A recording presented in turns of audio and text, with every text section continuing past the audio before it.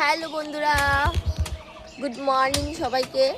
সকাল সকাল বেরিয়ে গেছিলাম, মানে বাড়ি থেকে বেরিয়েছি, এখনো বেশি দূর যাইনি। এই যে দেখতে পাচ্ছ আমাদের নতুন সাওয়ারি। ভেবেছিলাম একটু চালানো শিখবো, তাই জন্য সকাল সকাল বেরিয়েছি। সকাল বলতে বেশি সকাল না, এই সব কিছু সেরে সুরে বের হতে হতে প্রায় 8:45 বেজে গেছে। এই ব্যাটা এখন অনই হচ্ছে না, মানে অ্যাকচুয়ালি সবসময় তো চালানো হয় না, বাড়িতেই থাকে। আর বাড়িতে থাকাকালীন শীতকালে যা হয় আর কি, ব্যাটারিটা বসে গেছে, সেলফে তো স্টার্ট নিচ্ছে না। তারপরে এখন অন্যভাবে স্টার্ট দিচ্ছে, যাই হোক তাও স্টার্ট নিচ্ছে না। আমার মনে হচ্ছে না আজকে গাড়িটা চালাতে পারবো বলে। আমি দেখো কি এফোর্ট দিয়ে ফস ফস করছে, বেচারাটা হাঁপিয়ে গেল।